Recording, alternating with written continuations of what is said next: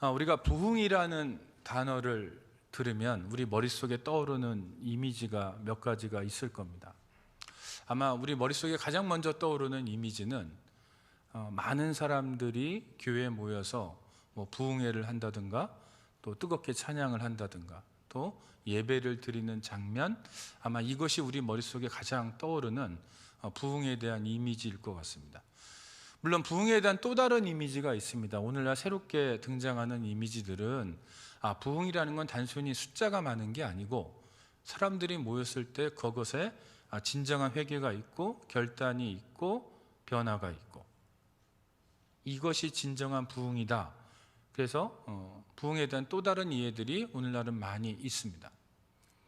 오늘 본문에 참다운 부흥이 무엇인지를 우리들에게 알려주는 장면들이 나옵니다. 그래서 오늘 본문 말씀을 통해서 참다운 부흥이 뭘까? 그리고 오늘 본문이 말하는 참다운 부흥에는 질적인 면도 있고 양적인 면도 있고, 그리고 부흥의 끝에 마지막에 주어지는 결과가 큰 기쁨인데, 큰 기쁨에 도달하기 위해서 우리가 어떤 과정들을 밟아야 하는지를 말씀을 통해서 보려고 합니다. 자, 오늘 본문에 우리가 잘 알고 있는 히스기야 왕이 등장합니다. 히스기야 왕은 남유다의 13번째 왕입니다. 25세 왕이 됐어요. 지금 본문에 등장하는 히스기야는 25살의 젊은 왕입니다. 젊은 청년입니다. 참 좋은 왕이죠. 물론 완벽하지 않았지만 하자가 있기도 했지만 그래도 하나님 앞에 굉장히 칭찬을 들었던 왕이 히스기야 왕입니다. 그런데 문제는 히스기야의 아버지가 참 문제였어요. 아하스라는 왕입니다. 남유다에 20명의 왕이 있었는데 20명의 왕 중에서 가장 최악의 왕이 바로 아하스였어요. 이 왕은 정권을 유지하기 위해서 아수르 제국에게 아부를 할 수밖에 없는 그런 상황에 있었습니다. 그래서 하나님을 예배하기 위해서 구별해 놓은 그 성전 기물들, 금과 은으로 만들어진 성전 기물들을 다 아수르 왕에게 갖다 바쳐요. 또 나라에 있는 모든 금과 은을 모아다가 또 아수르 왕에게 갖다 바칩니다. 여기서 끝나는 게 아니고 아수르의 그 우상을 다 받아들여서 국가적인 정책으로 남유다 백성들이 우상을 숭배하도록 해요. 이건 개인의 선택이 아니에요. 왕이 국가적인 정책으로 우상을 숭배하도록 장려하는 겁니다. 이 정책을 펼쳤던 사람이 아하스 왕이에요. 여기서 끝나는 게 아니고 예루살렘 성전 문을 아예 닫아버립니다.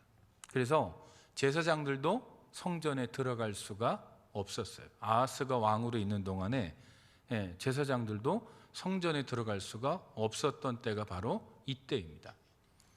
자, 아하스 왕이 죽고 히스기야가 25세 왕이 되었을 때 가장 먼저 했던 일이 뭐냐면 아버지가 닫았던 그 성전을 여는 거예요. 성전을 열고 뭐 했냐면 성전을 수리하고 청소해요. 그리고 나서 바로 했던 행위가 뭐냐면 온 남유다 백성들과 성전을 위해서 속죄제를 드립니다. 하나님 앞에. 그동안 우리가 잘못 살았습니다. 우리가 그동안 이곳에서 하나님을 예배하지도 못하고 이렇게 잘못 살아왔습니다. 그래서 속죄제를 드려요. 속죄제를 드리고 나서 바로 했던 것이 뭐냐면 북이스라엘에 사자를 보냅니다. 그래서 뭘 하냐면 우리가 유월절을 지키자 초대하는 거예요. 유월절을 지키자고 초대해요. 자, 히스기야가 왕으로 있을 때 북이스라엘의 상황은 뭐냐면 이미 아수르에게 멸망당했어요.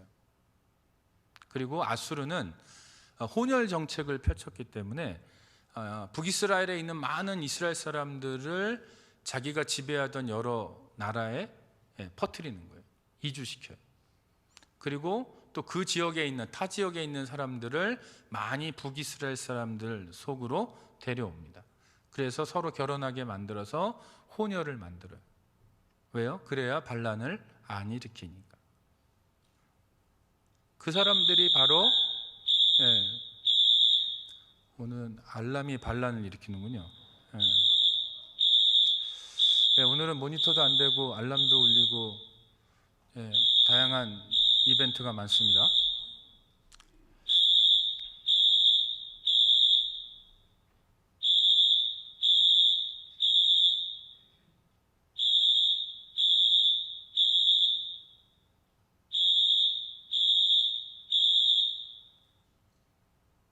네, 생각보다 빨리 끝났네요. 감사하네요. 그래서 그 호녀라들이 바로 신약 성경에 나오는 사마리아 사람들이에요. 자, 그러면 히스기야가 지금 북이스라엘에 사자를 보내서 유월절을 지키자 할 때 지금 북이스라엘 상황은 어떤 거예요? 아수르의 식민지예요. 그리고 이미 많은 이스라엘 사람들이 타 지역으로 이주를 하고 사실 순수한 이스라엘 사람들이 몇 사람 없을 때예요. 그리고 이스라엘 땅에 수많은 이방인들이 들어와서 함께 북이스라엘 사람들과 살고 있을 때, 이런 상황에서 히스기야의 메시지를 받은 이 북이스라엘 사람들의 반응은 어땠을까요? 유월절을 같이 지키자라는 메시지 아주 우습게 비난합니다. 우습게 보고 비난하고, 그럼에도 불구하고 그 타락한 북이스라엘 땅에 남아있는 소수의 남은 자들이 있었어요. 그래서 그 사람들이 예루살렘에 내려옵니다. 내려와서 함께 유월절을 지키는 장면이 오늘 본문의 장면이에요. 자, 그런데 우리가 아하스라는 사람, 또 부흥이라는 단어를 생각해 보면서 또 히스기야라는 왕의 모습을 보면서 한번 13절의 말씀을 다시 한번 볼게요. 13절에 이렇게 되어 있습니다. 같이 읽어보겠습니다. 시작. 둘째 달에 백성이 무교절을 지키려 하여 예루살렘에 많이 모이니 매우 큰 모임이라. 지금 무교절을 지킨대요. 아까 제가 유월절을 지킨다고 그랬는데 성경에는 무교절을 지킨다라고 표현이 되어 있어요. 근데 많은 수의 사람들이 모였다라고 되어 있습니다. 자, 무교절이 무엇입니까? 유월절을 지키고 나서, 여러분들 유월절이 뭔지 잘 아시죠? 자, 유월절을 지키고 나서 그 다음 날부터 일주일 동안 지키는 게 바로 무교절이에요. 출애굽기를 보면 이스라엘 백성들이 출애굽할 때 너무나도 갑작스럽게 출애굽을 했기 때문에 애굽을 탈출하여 나올 때 이제 음식을 가지고 나와야 되는데, 원래 빵을 만들 땐 뭘 넣어요? 누룩, 이스트를 넣잖아요. 그래서 발효를 시켜서 만들어야 빵이 부드러워지고 맛이 있어지잖아요. 그런데 너무나도 갑자기 출애굽을 했기 때문에 이스트를 넣어서 발효를 시킬 시간이 없었어요. 그러니까 어떻게 하냐면 이스트가 없는, 누룩이 들어가지 않는 무교병, 말 그대로 이스트를 넣지 않는 빵을 급하게 만들어서 가지고 나와요. 그래서 그거를 일주일 동안 먹어요. 어디까지 먹냐면 홍해를 건너는 순간까지. 그게 일주일이거든요. 그러니까 애굽을 나와서 홍해를 건너기까지 일주일 동안 이스라엘 백성들이 맛없는 빵, 그 딱딱한 빵, 무교, 병, 그것을 일주일 동안 먹게 되는데, 그것을 기억하고 고난의 떡을 먹는 절기가 바로 무교절입니다. 그러니까 무교절은 유월절 지나고 바로 그 다음 날부터 일주일 동안 지키는 절기라고 할 수 있어요. 그래서 구역성경에는 많은 부분 유교절과 유월절하고 무교절을 동의어로 쓰는 경우가 꽤 있습니다. 그래서 오늘 본문에도, 오늘 우리가 읽지는 않았지만 30장 초반에 가보면 유월절을 지킨다는 표현이 나오는데, 지금 이 30장 13절에는 무교절을 지킨다 이렇게 또 표현이 되어 있어요. 결국 같기 때문에 그래요. 연결되어 있기 때문에 그렇습니다. 그런데 무교절을 지키는데 지금 여기 보니까 뭐라고 표현되어 있어요? 예루살렘에 많이 모이니 매우 큰 모임이라. 많이 모였어요? 매우 큰 모임이에요. 왜 이렇게까지 많은 숫자가 됐냐면 그 이유가 25절에 나와요. 여러분들 25절을 한번 보시겠어요? 25절에 이렇게 돼 있어요. 같이 읽어보겠습니다. 시작. 유다 온 회중과 제사장들과 레위 사람들과 이스라엘에서 온 모든 회중과 이스라엘 땅에서 나온 나그네들과 유다에 사는 나그네들이 다 즐거워하였으므로, 이렇게 돼 있어요. 자, 25절의 말씀에 의하면 지금 예루살렘에 모여서 무교절을 지키는 사람이 어떤 사람들이에요? 남유다 온 백성들, 모든 백성들이 지금 무교절을 지키는 거예요. 제사장들이 지켜요, 레위 사람들이 지켜요. 그 다음에 북이스라엘에서 넘어온 사람들, 이 유월절과 무교절을 지키기 위해서 일부러 넘어온 사람들, 그리고 여기 보면 북이스라엘에서 온 나그네라고 돼 있어요. 북이스라엘에서 온 나그네는 이미 아수르에게 나라가 망할 때 북이스라엘에서 이미 탈출한 사람들이 많이 있었어요. 그래서 그 사람들, 이미 남유다 땅에 있던 북이스라엘 출신의 나그네들, 그리고 또 다른 이방인 나그네들이 있었어요. 그러니까 이방인인데 남유다 땅에 살던 이방인들이 있었어요. 이 사람들이 다 모여서 예루살렘에서 지금 무교절을 지킨다 이거예요.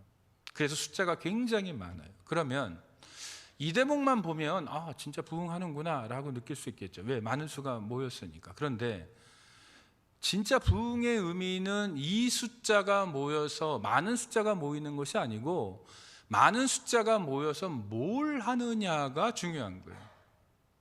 많은 숫자가 모여서 과연 뭘 하느냐. 여러분들 14절을 보세요. 14절에 보면 이렇게 돼 있어요. 자, 같이 읽어보겠습니다. 무리가 일어나 예루살렘에 있는 제단과 향단들을 모두 제거하여 기드론 시내에 던지고. 많은 사람들이 지금 예루살렘에 모였거든요. 근데 이 사람들이 했던 첫 번째 행동이 뭐예요? 일어나요. 일어나.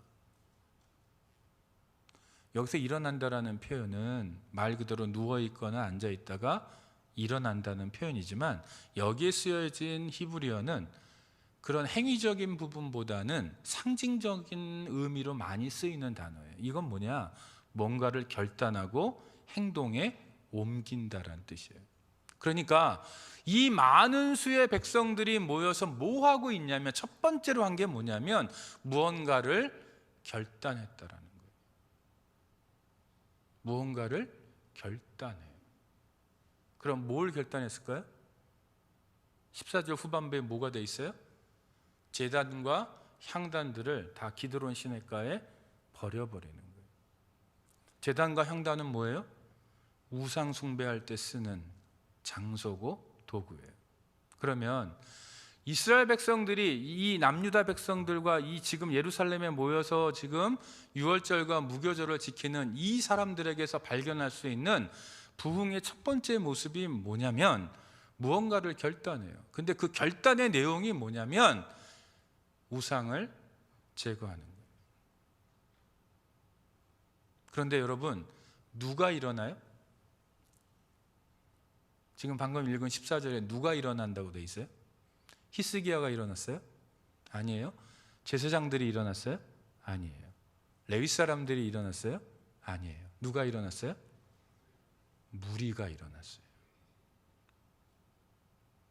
여기서 무리는 누구예요? 일반 백성들이에요. 누가 결단한 거예요 지금? 백성들이 결단한 거예요. 최초의 결단은 히스기야예요.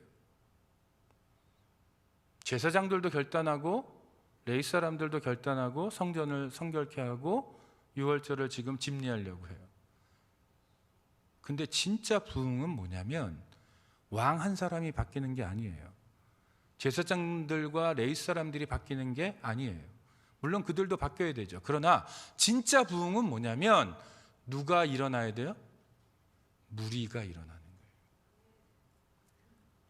모든 사람들이 결단하고 같이 움직이는 거예요. 소수의 사람들, 교회로 친다면 소수의 리더들만 결단하고 뭔가 변화를 추구하는 것이 부흥이 아니고 누가요? 무리가 일어나 우상을 제거하는 작업. 그게 바로 진짜 부흥이라는 거예요. 그런데 여러분, 여기 되게 안타까운 게 하나 들어가 있어요. 자, 오늘 본문에 보니까 제단과 향단이 어디에 있어요? 어디에 있어요? 14절에 보니까 예루살렘에 있대요. 자, 예루살렘에는 뭐가 있어요? 성전이 있어요. 그렇죠? 예루살렘에 성전이 있어요. 그런데 성전이 있는 예루살렘에 또 뭐가 있어요? 제단과 향단이 있어요. 이게 바로 남유다의 현실이에요. 예루살렘은 너무나도 거룩한 도성이에요. 왜냐하면 성전이 있기 때문에. 그들에게는 상징이에요. 신앙의 메카예요. 신앙의 중심이에요. 근데 거기에 뭐가 있냐면 성전만 있어야 되는데 뭐가 있냐면 제단과 향단이 있다라는 거예요. 하나님이 이들을 보시면서 불편해 하셨던 게 뭐냐면 예루살렘에 성전만 있어야 되는데 제단과 향단이 같이 공존한다라는 거예요.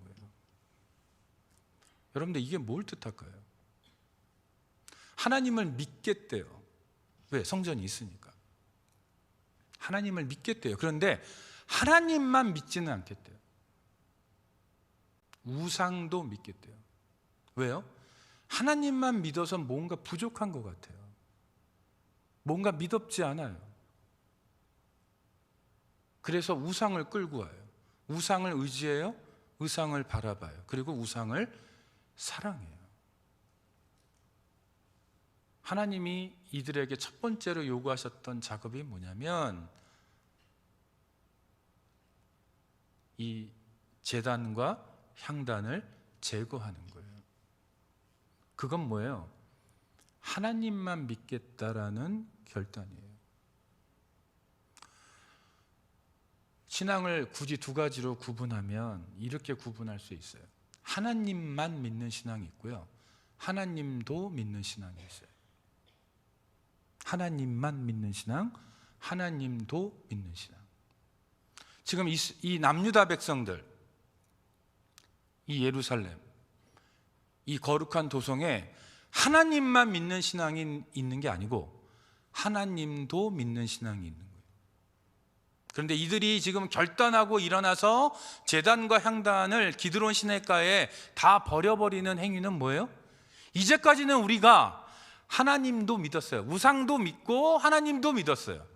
근데 이제는 뭐 하겠다라는 얘기예요? 하나님만 믿겠다라는 거예요. 하나님만 믿는 신앙으로 돌아가겠다라는 거예요.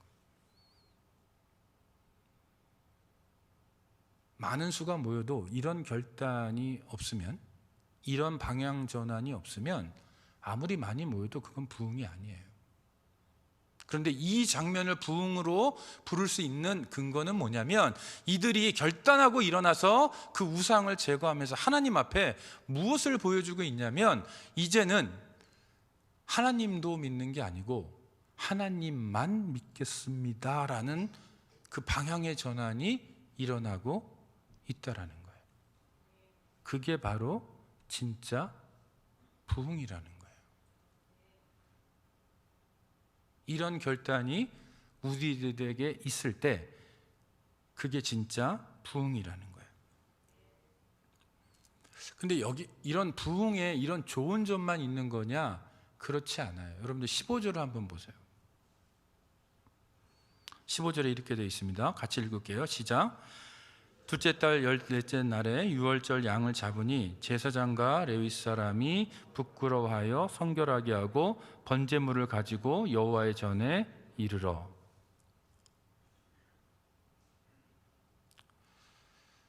지금 참 분위기 좋잖아요. 백성들이 일어나서 자발적으로 우상을 제거하고 있어요. 하나님만 믿는 신앙으로 방향을 틀기 시작했어요. 참 분위기 좋아요. 그런데 제사장들과 레위 사람들은 분위기가 안 좋아요. 왜 안 좋냐면 지금 부끄러워하고 있어요. 왜 부끄러워해요? 아하스 왕 때 성전 문이 닫혔잖아요.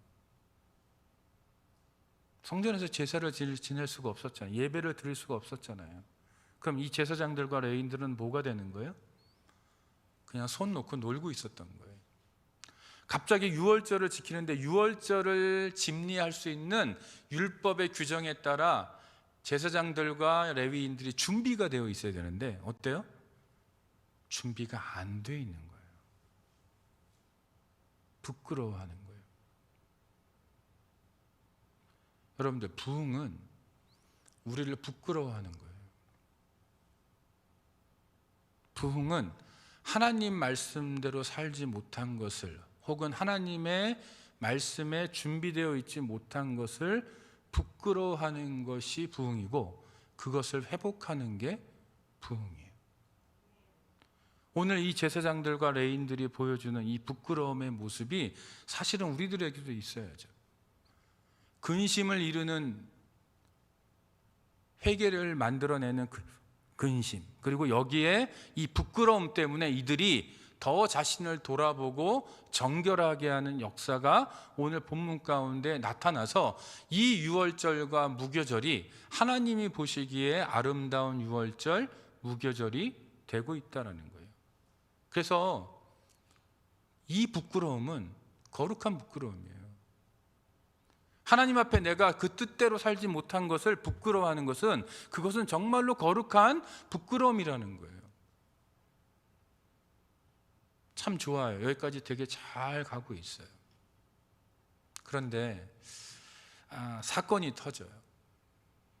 무슨 사건이 터지냐면 18절에서 20절을 읽어보면 북이스라엘에서 온 사람들이 유월절 양을 먹을 때 구약의 율례를, 유월절을 지킬 때 이렇게 해야 되는 율례들이 있는데 그 율례들을 지키지 않고 그냥 유월절 양을 그냥 먹어버리는 거예요. 자, 여러분들 18절의 말씀을 한번 볼게요. 20절까지 한번 읽어볼게요. 같이 읽겠습니다. 시작. 에브라임과 므낫세와 이사갈과 스불론의 많은 무리는 자기들을 깨끗하게 하지 아니하고 유월절 양을 먹어 거룩한 규례를 어긴지라. 히스기야가 그들을 위하여 기도하여 이르되 선하신 여호와여 사옵소서. 결심하고 하나님 곧 그의 조상들의 하나님 여호와를 구하는 사람은 누구든지 비록 성소의 결례대로 스스로 깨끗하게 못하였을지라도 사옵소서 하였더니 여호와께서 히스기야의 기도를 들으시고 백성을 고치셨더라. 자, 18절을 보니까 북쪽에서 오신 분들이 지금 유월절 율법을 어기고 자기들 멋대로 유월절 양을 먹기 시작했어요. 이제까지 분위기 좋았거든요. 많은 수가 모였어요. 백성들이 일어나서 우상을 제거해요. 제사장들과 레위인들은 자신들의 부족을 보면서 부끄러워하면서 회개하고 있고 자기를 정결케 하고 있어요. 유월절을 집리하기 합당한 모습으로 자기들을 준비하고 있어요. 정말 분위기 좋죠. 정말 분위기 좋았어요. 그런데 갑자기 분위기가 깨지는 순간이 와요. 그건 뭐냐? 이 사람들이. 왜 이 북이스라엘에서 온 사람들이 이렇게 행동했을까요? 일찌감치 하나님을 버렸거든요. 북이스라엘은 율법을 몰라요. 하나님을 섬기는 법을 몰라요. 유월절을 어떻게 지켜야 되는지도 몰라요. 성경에 대해서 무지한 거예요. 율법에 대해서 무지한 사람들이에요. 근데 이 사람들이 오니까 어떻게 돼요? 율법을 모르는 상태에서 자기들 멋대로 먹을 걸 그냥 먹는 거예요.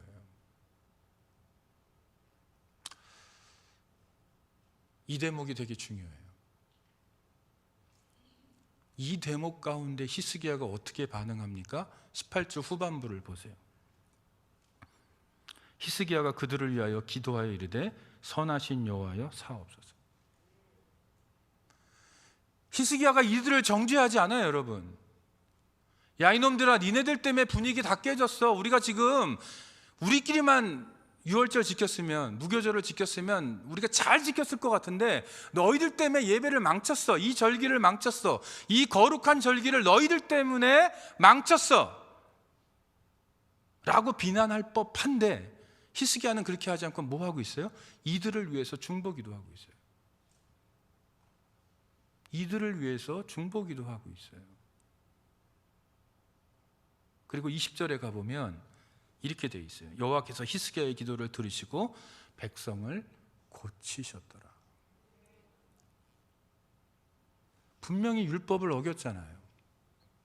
유월절이라는 그 귀한 절기, 중요한 절기를 지키고 있잖아요. 그런데 그 귀한 절기를 지키면서 그 율례를 다 망가뜨렸잖아요. 분위기를 다 깨버렸잖아요. 그 거룩한 절기를 그저 밥 먹는 절기로 만들어버렸잖아요. 근데 왜 하나님은 이들을 고치실까? 또 다른 장면은 뭐냐면, 제가 남유다 백성이라면 이렇게 얘기했을 거예요. 야, 니네 집으로 돌아가. 북쪽으로 돌아가.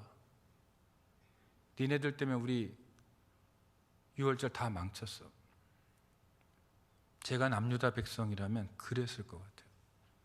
근데 오늘 본문에 보니까 히스기야만 중보기도로 가는 게 아니고 남유다 백성들 중에도 누구도 이 어떻게 보면 무식하게 신앙생활하는, 하나님의 법도 모르고 그저 먹는 것만 밝히는 듯한 이 북이스라엘 백성들을 배척하는 남유다 백성이 한 명도 나오지 않는다는 얘기예요.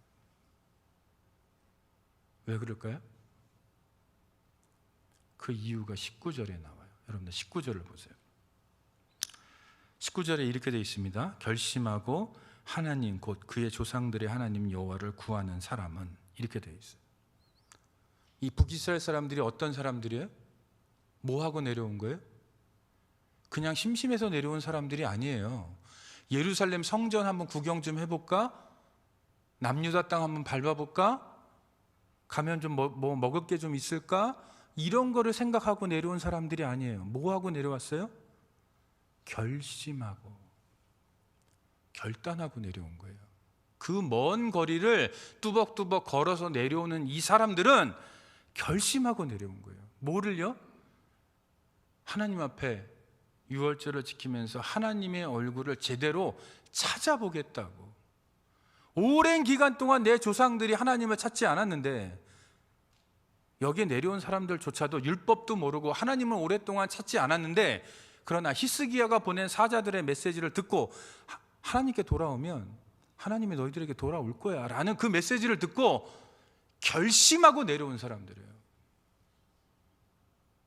하나님 앞에 바른 중심을 가지고 내려온 사람들이에요. 만약에 그들 안에 결심이 있고 결단이 있고 바른 중심이 있다면 율법을 지키는 것보다 이게 더 소중하다라는 거예요. 왜? 하나님은 중심을 보시니까. 그렇기 때문에 히스기야가 중보기도할 때 하나님이 그 기도를 들으시는 거예요. 그 결단한 것을 보았기 때문에 히스기야가 중보기도할 수 있었던 거예요.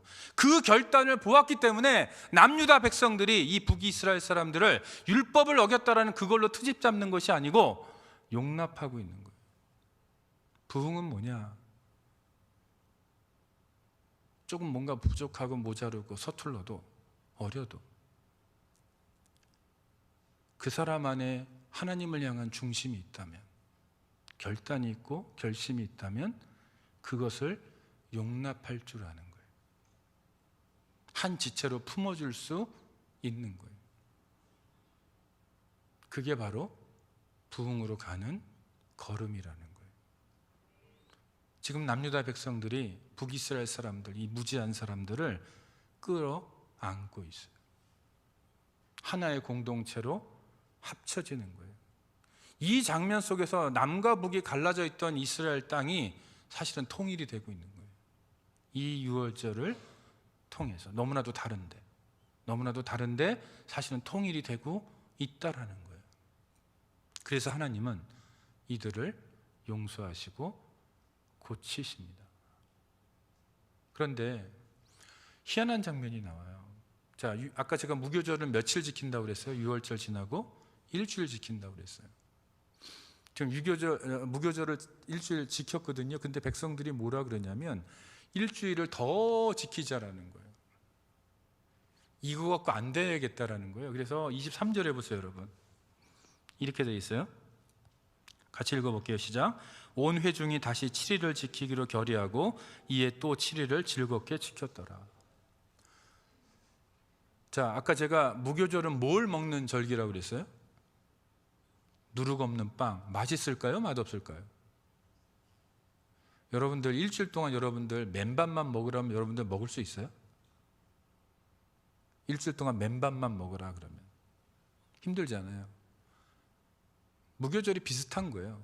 그 딱딱한 빵을 쓴 나물과 함께 일주일 동안 먹는 절기예요. 그러면 자, 절기라는 건, 명절이라는 건 사실 맛있는 게 있어야 명절이잖아요. 근데 이들이 즐거워하는데 뭘 먹으면서 즐거워해요? 맛없는 빵을 먹고 쓴 나물을 먹으면서 즐거워해요. 지금도 유대인들은 이 절기를 이렇게 지켜요. 지금도. 자, 그럼 즐거울까요? 안 즐거울까요? 우리라면. 네, 저라면 안 즐거워요? 저라면 안 즐거워요. 뭐 잼이라도 발라 먹고 뭐 버터라도 발라 먹으면 혹시 모를까, 이것만 먹으면 너무 억울하잖아요. 그 먹는 재미가 있어야 되는데, 그렇죠? 근데 이들은 즐거워요. 그리고 일주일을 더 연장하자는 거예요. 이건 누가 시킨 게 아니에요. 자발적으로 연장한 거예요. 왜요? 그럼 생업은 어떻게 돼요? 돈 버는 건 어떻게 돼요? 이때 아수르가 쳐들어오면 어떻게 돼요?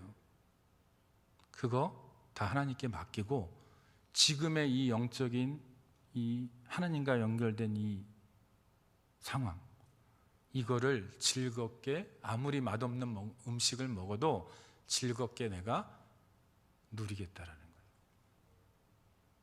근데 여기에는 이유가 있어요. 24절에 가보면 이렇게 되어 있습니다. 자, 24절 보세요.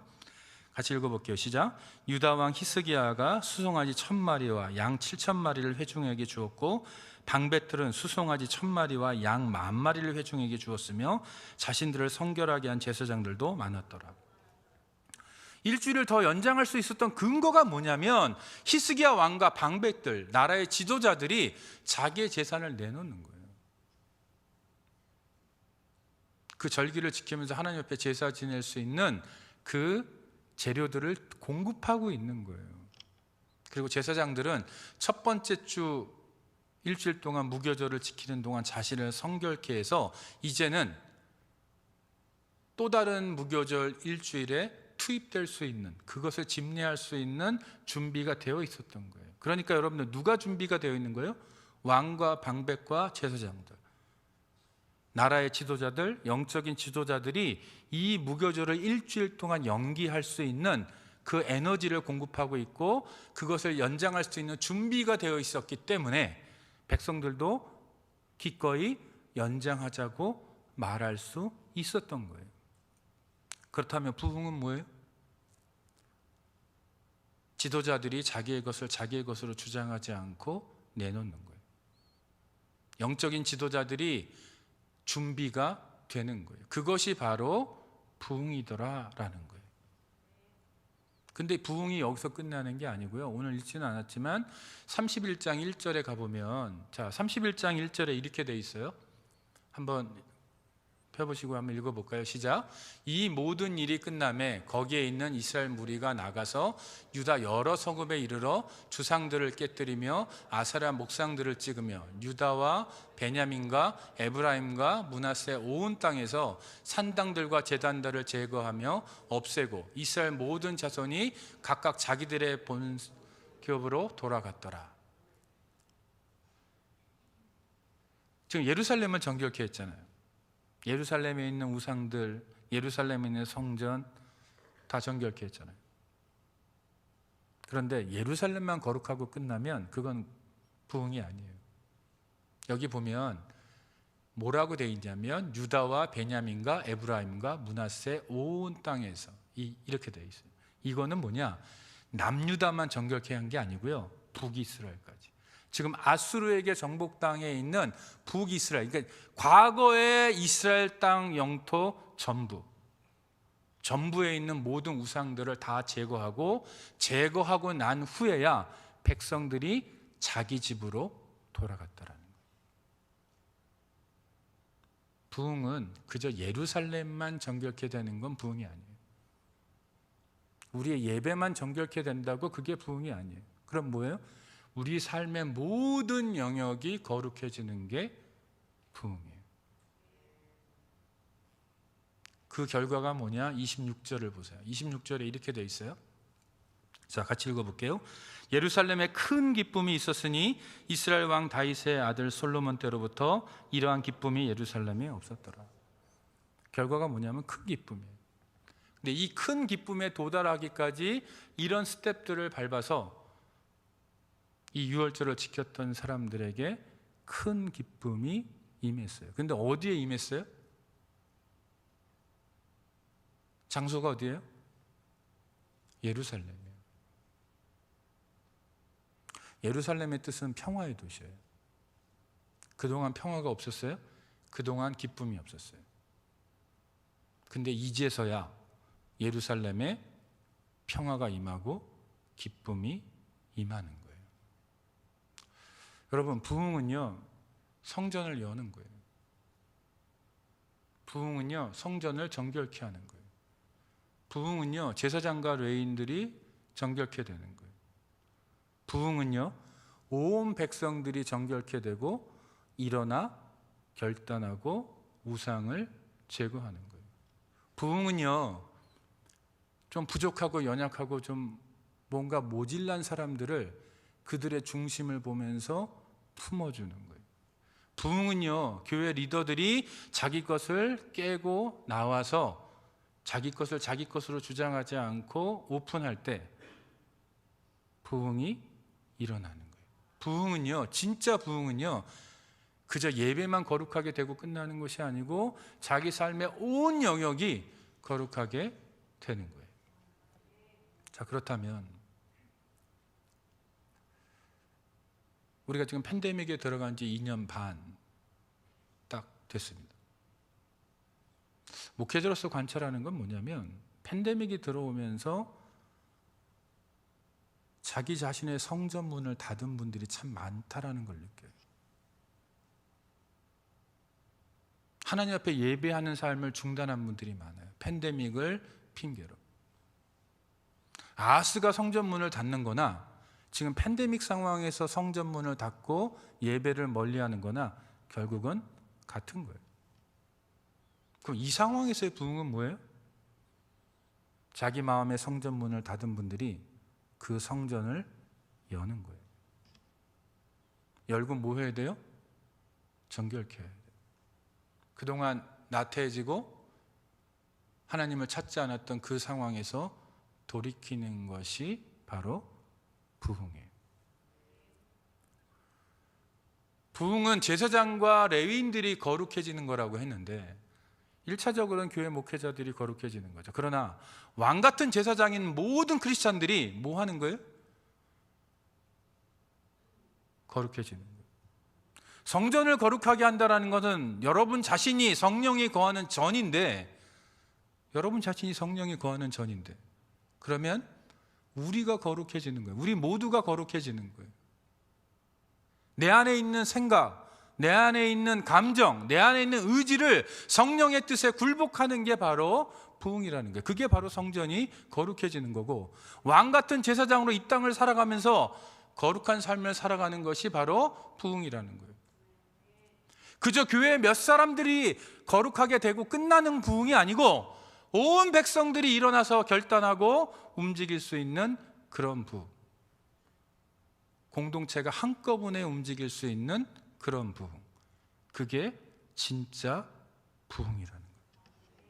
그리고 그 결과가 뭐냐면 큰 기쁨이에요. 이런 부흥, 이런 큰 기쁨이 우리 모두에게 넘칠 수 있기를 바랍니다.